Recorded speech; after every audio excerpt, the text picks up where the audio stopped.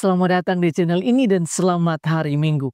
Sahabat-sahabatku yang terkasih, pada hari kemarin kita merayakan Hari Raya Semua Orang Kudus. Hari Raya ini hendak mengajak kita untuk merefleksikan tujuan akhir hidup kita di dunia ini, yaitu bergabung bersama para kudus di surga. Hari ini kita merayakan pengenangan arwah semua orang beriman. Dengan perayaan ini, Gereja Katolik mengajak kita semua, umat Katolik, untuk mengenang dan mendoakan saudara-saudari kita yang masih berjuang di api penyucian. Bahkan di seluruh bulan November ini, kita khususkan untuk berdoa dan berkorban memohon kerahiman Allah atas mereka. Para arwah di api penyucian sangat membutuhkan doa dari kita yang masih mengembara atau bersiarah di dunia ini. Dan inilah iman kita.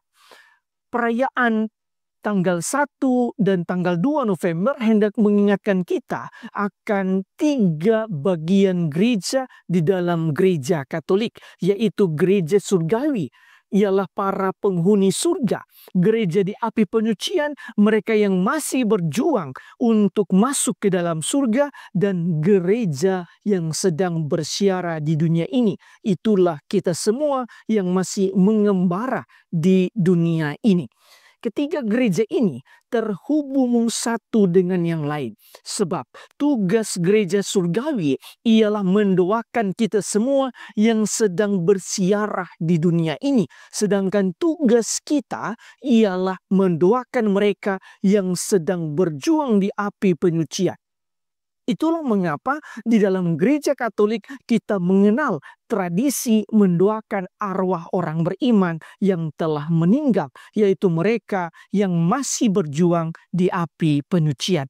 Bacaan pertama hari ini memperlihatkan dasar biblis dari tradisi mendoakan arwah orang beriman yang telah meninggal ini.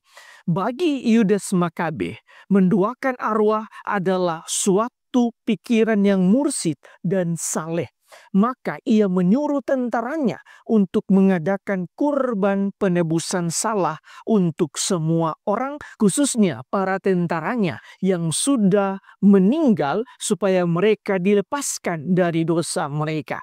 Memang tugas kita, gereja yang bersiara di dunia ini, ialah mendoakan mereka yang masih berjuang di api penyucian agar mereka masuk ke dalam kerajaan surga. Sehingga terpenuhilah apa yang dikatakan oleh Santo Paulus di dalam bacaan yang kedua, yaitu agar semua orang masuk dalam persekutuan dengan Kristus.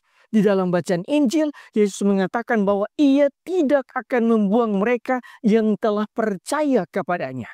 Mereka yang berada di api penyucian adalah orang-orang yang telah percaya kepada Kristus, tetapi mereka juga harus bertanggung jawab atas dosa-dosa mereka, sehingga jiwa mereka memilih untuk disucikan terlebih dahulu di api penyucian agar mereka lebih layak masuk ke dalam kerajaan surga.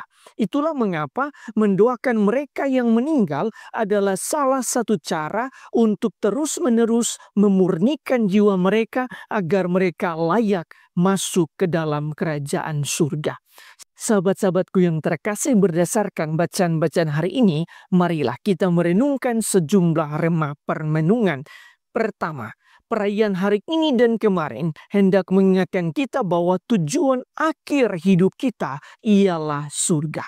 Karena itu, nilai ukur dari segala sesuatu yang kita lakukan di dunia ini ialah apakah perbuatan, pikiran, dan perasaan kita di dunia ini membantu kita untuk masuk ke dalam kerajaan surga atau tidak. Jika dosa itu menghalangi kita untuk bergabung bersama para kudus, maka sebaiknya kita berjuang untuk melawannya. Kedua, bacaan pertama memperlihatkan dasar biblis dari tradisi Katolik mendoakan arwah orang beriman yang telah meninggal. di mana Yudas Makabe meminta pasukannya untuk mendoakan para tentaranya yang sudah gugur di medan perang.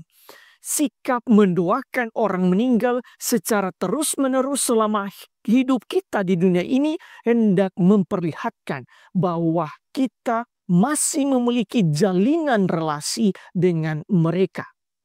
Kematian tidak benar-benar memisahkan kita dengan mereka sebab kita masih terhubung di dalam doa.